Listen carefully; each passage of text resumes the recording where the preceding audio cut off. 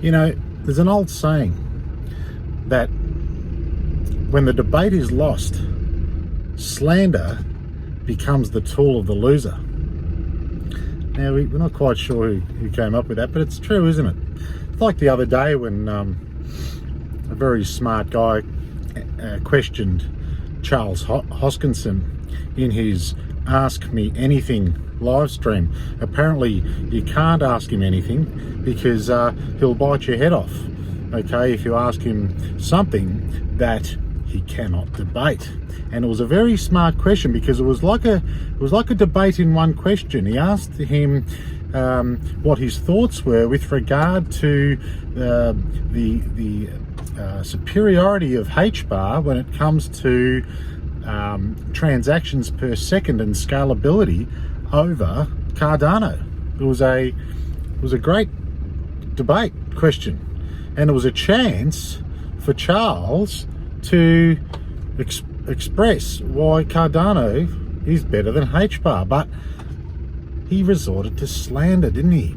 And he said that H-bar was centralized garbage. Okay, so there you have the ad hom on the H-bar, and it certainly did become the tool of the loser, didn't it? And you know, not only is it a logical fallacy, it's blatantly incorrect. It certainly is not garbage, or else all these blue chip companies wouldn't want to be owning it or using it, would they now, Charles? And it certainly isn't centralized, although there is a bit of a myth out there that the Hedera Hashgraph project is decentralized, is centralized. And see, we've got to review that because we've got to put this to bed. You know, DLT is what we're talking about here, the technology. Okay, decentralized, distributed ledger technology. It's the distributed ledger technology. So this is the thing. Which project distributes the ledger greater than any other? It's Hedera Hashgraph, because a cell phone can be a node on the network because it's so efficient. You see, what other ledger can do that? Where a cell phone can hold the ledger, be it a mirror node, within it and be part of the actual network. That's a pure, true, leaderless, distributed ledger network. Okay, you see, that's the part that's distributed, decentralized. Now, how we get to that, that is a logical solution, which Hedera Hashgraph solves and nobody else solves. Now, if someone comes up with technology and they are the inventor of the technology, they patent the technology. It's the same in every other industry, okay? Whoever invents something, they get the credit. And in this case, Lehman Baird invented the Hashgraph, which is a totally unique consensus algorithm. Okay, so that's the be all and end all of that. Now, for Charles to attack that, you know, you've got to be some sort of a communist liberal or something that hates property, because that is Lehman Baird's property, and that's all there is to it. Okay, now there is also a reason that it's not open source, is because of stability. One of the problems with blockchain is that no one can build on it because nothing's really that stable on it. Because if someone else forks the algorithm and starts something else, well, you know, what's a company to do? What's an industry to do? Okay, and it just means that there's no stability and that there's no chance for mass adoption. All it's good for is a bunch of gurus popping up with new versions of the same technology saying, buy my coin, and then yeah, that's all it's really good for, if good at all. And see, you know, you got to go back to the you know, the blockchain, which was basically patented, Charles, by the NSA. We're talking about the SHA-2 protocol, the algorithm that blockchain's built on, was patented by the NSA. I think it was 04, 02, something like that.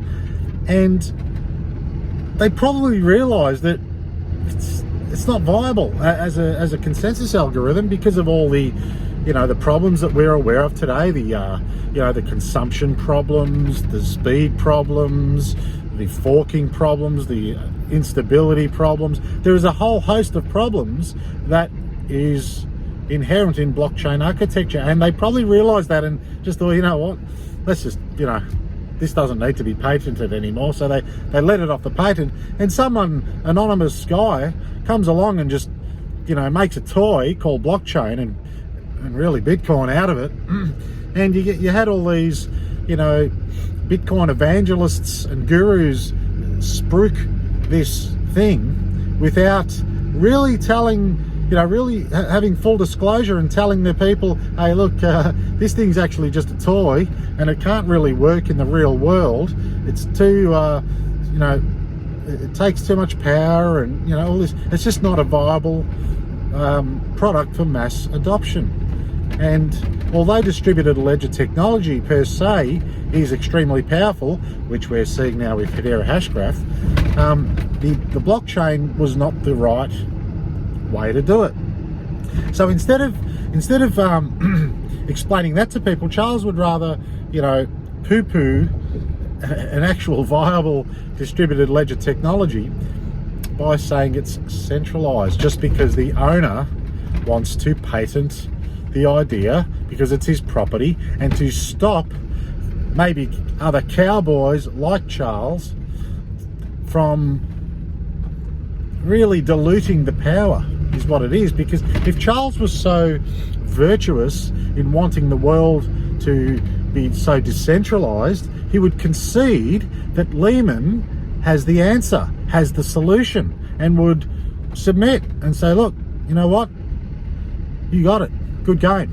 But no, he would rather mislead his cult followers into believing that Hedera Hashgraph is centralized. Now, the next step of, and this is the irony, because not only is the ledger, the distributed ledger of Hedera Hashgraph, the most centralized technology, okay, so it wins right there, it's also more decentralized in its governance, where the Hedera layer, which is what anybody can build dApps on, which is another form of decentralization, which we'll come to. Even the Hedera LLC is decentralized, and Lehman and Mance don't own Hedera. Okay, they own a portion of it, but so do 38 other companies own Hedera. So they've decentralized the ownership of the governance layer so the protocol does not fork, which provides stability for mass adoption for big companies to say, yes, we trust that this algorithm, this consensus algorithm, can handle our work without forking, which is it's a necessary thing. So the Hedera layer is decentralized. Now the Hedera layer allows any individual, even anonymously, to create a dApp, a decentralized application, and place it on top of the Hedera layer so as to interact with the engine underneath the Hashgraph algorithm. Anyone can do that. Now, not only can they build an app, they own the app 100%. There is no ownership for Hedera, no ownership for Swirls. The app is owned by the developer 100%, and it is even anonymous to Hedera. So how can you get more decentralized than that? Than any individual being able to develop upon the algorithm. Now, you can't say that about Cardano, can you? You can't say that about probably any one of the other ones, except for blockchain itself, which does have an inventor, but it's just not patented. So if you want to, that's all these guys like Charles do, is they basically, they didn't really invent anything. They just write software on top of the algorithm. Now, Hedera allows any individual to write a program upon the Hashgraph algorithm. And so not only is the DLT, the ledger, the most distributed, the opportunity for any individual to write their own app and have their own space in cyberspace, that is also the most distributed, decentralized opportunity for mankind, really, as we speak. And really, that's what Charles should be addressing. The fact that Hedera Hashgraph has given the individual, any individual, the power to have their own part of cyberspace and be able to anonymously build an app and decentralize away from the central servers, which they've depended on all this time since the beginning of the internet. So, Charles, why don't you check yourself before you wreck yourself even more, and be honest.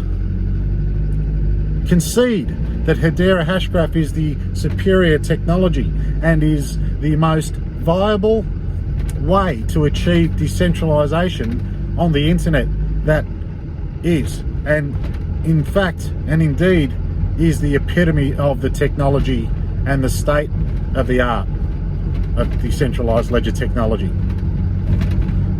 Okay, and all you other guys out there that believe that Hashgraph is centralized, you need to zoom out a bit and look at the big picture.